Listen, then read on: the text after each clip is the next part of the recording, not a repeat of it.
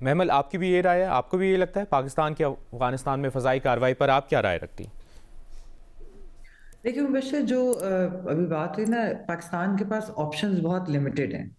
और पाकिस्तान को जो है मजबूर किया गया है, मतलब अफगानिस्तान अफगान तालिबान रजीम की तरफ से, क्योंकि वो बिल्कुल अनविलिंग है एक्शन लेने के। वो टीटीपी हो, वो बीएलओ हो, जो भी दहशतगर्द क्रॉस बॉर्डर यानी कि टेररिज्म जो कर रहे हैं, दहशतगर्द ऑर्गेनाइजेशंस जो हैं, वो अफगानिस्तान के अंदर जो है पनाह लेकर बैठी है। और पाकिस्तान ने आज से नहीं, जब से फॉल ऑफ काबुल हुआ और उसके बाद से जब ये अटैक्स इस तरह से शुरू हुए, तो पाकिस्तान ने उनको बारहा दफा डिप्लोमेटिकली भी कहा है, वैसे भी जो है दूसरे ममालिक के थ्रू भी कहा है, खुद भी कहा है। फिर आपको पता है पिछले साल तो जो एक जंग की भी जो कार्रवाई हुई और उसके बाद फिर सीज फायर भी हुआ और कतर और टर्की भी इन्वॉल्व हुए, तब भी अफगान तालिबान रजीम की तरफ से कोई गारंटी देने को वो तैयार ही नहीं है कि वो इनके खिलाफ एक्शन लेंगे। तो लिमिटेड ऑप्शन जरूर हैं।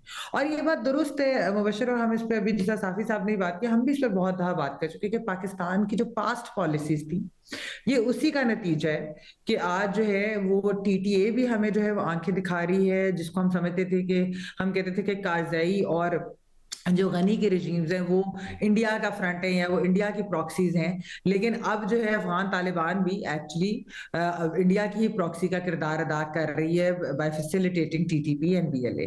तो वो चीजें हमारे सामने, लेकिन जो चीज हमने करनी है, दो तीन चीजें मेरे ख्याल में हमें करनी है, क्योंकि देखिए काइनेटिक ऑप्शंस तो एक हद तक इस्तेमाल हो सकते हैं, ये स्ट्राइक्स आप आए दिन तो नहीं कर सकते।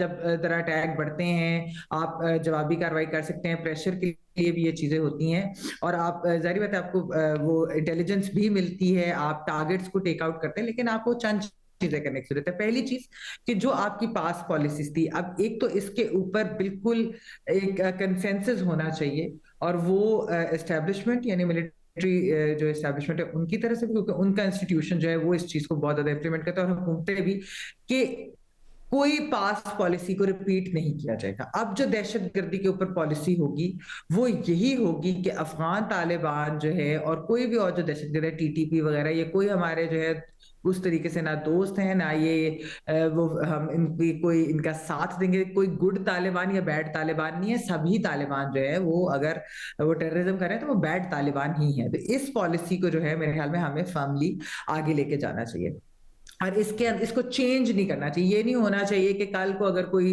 नई मिलिट्री रिजीम आ जाती है तो वो जो इस चीज को चेंज कर दे, या नई हुकूमत आ जाती है वो इस चीज को, इस पॉलिसी को चेंज कर दे और वो रोल बैक कर दे। हमने ये देखा है पहले भी होता, तो ये नहीं होना चाहिए। अच्छा, दूसरी चीज पॉलिटिकल कंसेंसस बहुत जरूरी है मुबशर।